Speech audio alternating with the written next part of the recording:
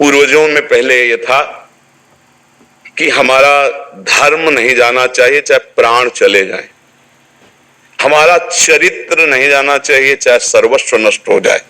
आज इसकी कोई परवाह नहीं, तो उसी से बुद्धि भ्रष्ट हो जाती है, जीवन एक पशुवत आचरण वाला हो जाता है और वो अपने को बड़ा सुखी समझने लगते हैं कि हमारे पास बड़ा वैभव है।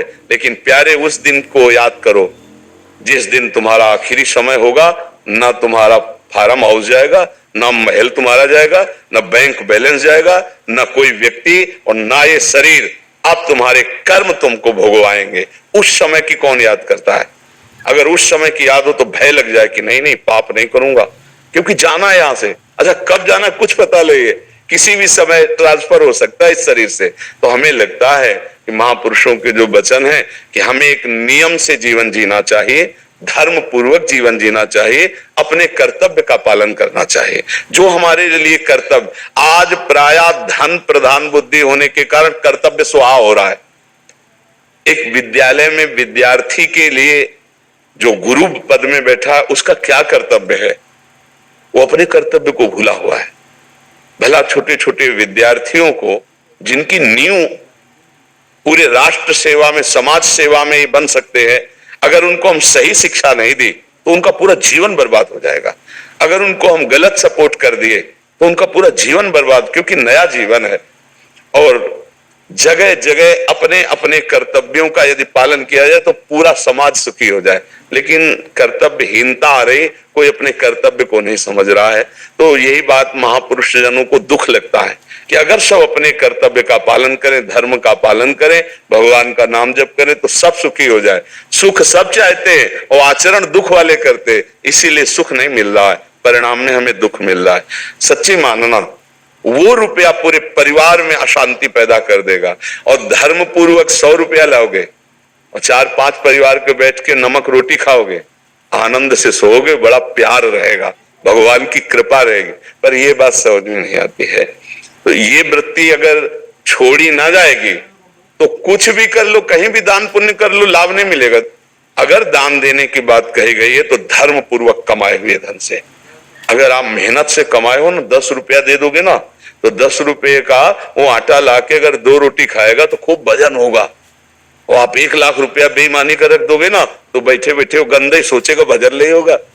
उसका गंदा सोचना और आपका गंदा करना दोनों मिल करके, उसके कारण भी तो आप बने ना, तो आपका ही पतन हो जाएगा। उसको तो भगवान बचा लेंगे क्योंकि भगवान की शरण में। तो मुझे लगता है अधर्म के धन से कभी किसी को लाभ नहीं मिलता। तो अपने कर्तव्य का पालन करते हुए यदि नाम जप किया जाए तो बहुत जल्दी हमको लाभ प्राप्त हो जाए।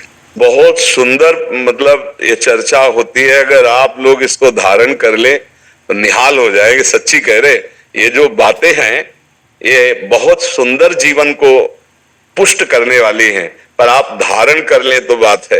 नहीं तो जैसे लाभ दिखाई दे रहा 50,000, तभी बातें भूल जाओगे, ये बातें अच्छी नहीं लगेंगी।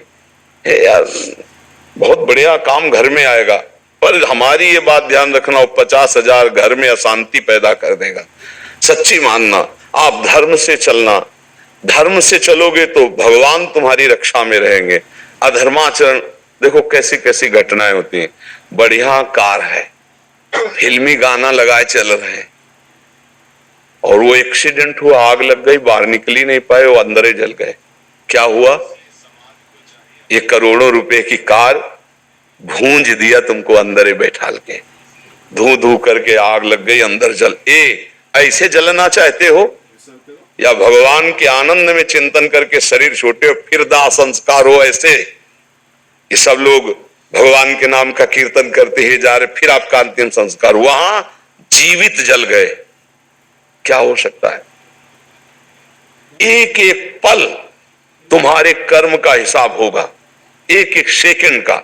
ऐसे कर्म करो कि हमारा अच्छा हिसाब हो, बुरा हिसाब। ये मत समझो कोई देख नहीं रहा, वो देख रहा है जिसको हिसाब करना है, वो देख रहा है। उसके लिए कोई वकील या किसी सबूत की जरूरत नहीं होती, वो सर्वांतर्यामी आपके अंदर बैठे ही देख रहा है। तो सदैव जैसे सत्संग सुन रहे हैं, तो अगर हाथ जोड़ के प्रार्थना है, थोड़ी भी बात मान लोगे तो आप सच्चे सुख के मार्ग में चलने लगोगे।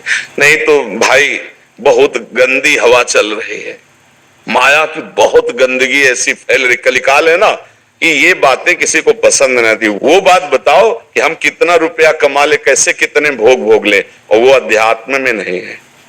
आपको सत्य, धोखे में मत रहना।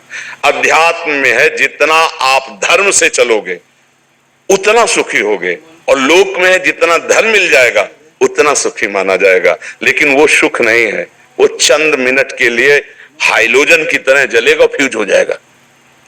और धर्मात्मा दीपक की तरह जलेगा, पर बहुत काल तक चलता रहेगा। इन बातों का चिंतन कीजिए, खूब नाम जप कीजिए, और भगवान के भरोसे रहिए, गंदे आचरण मत कीजिए।